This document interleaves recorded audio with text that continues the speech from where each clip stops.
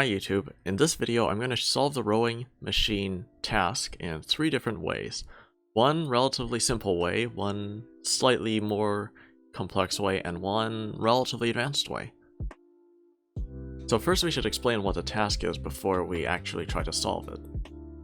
So there's this free wheel for the rowing machine. To get 15 points, all you need to do is pull the free wheel out of the large circle.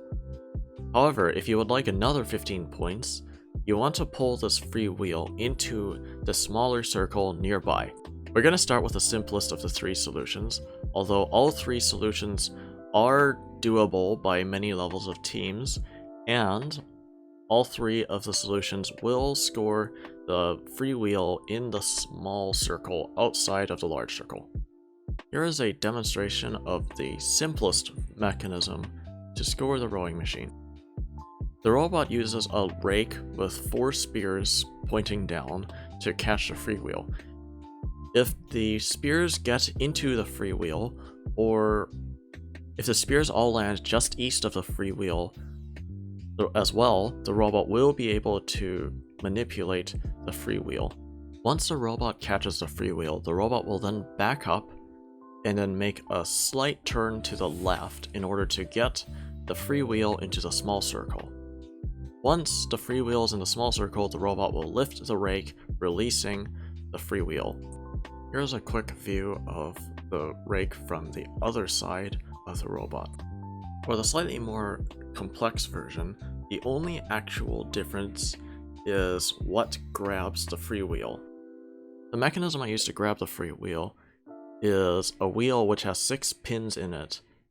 The 6 pins are actually what grab the wheel.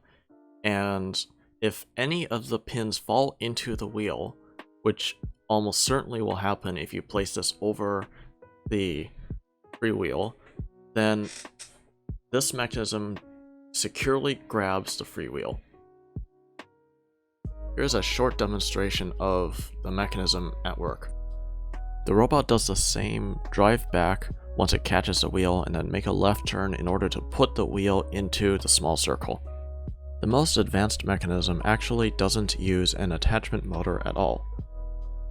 It triggers a mechanism that catches the free wheel and then pushes the free wheel out of the large circle and into the smaller circle, and then once the free wheel reaches the smaller circle, the mechanism will detach from the robot. When the robot hits the wall, it pushes a trigger in that pulls a pin out that was holding the whole mechanism up.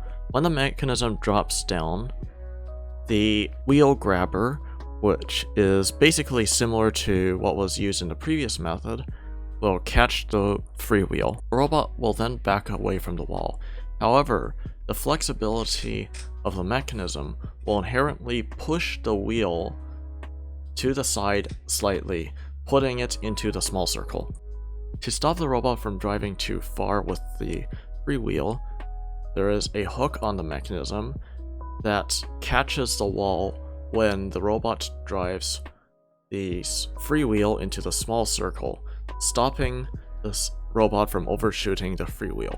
To let go of the mechanism, the robot has a detachable joint, seen here, which detaches as soon as the robot drives the free wheel into the small circle.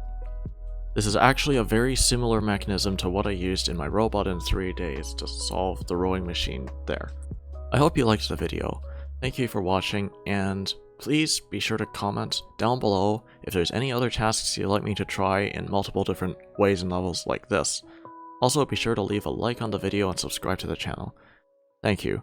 We also just hit 150 subscribers, actually before I uploaded my last video, and we're well on our way to 200 subscribers, so I'd like to thank you all for all the support. Bye.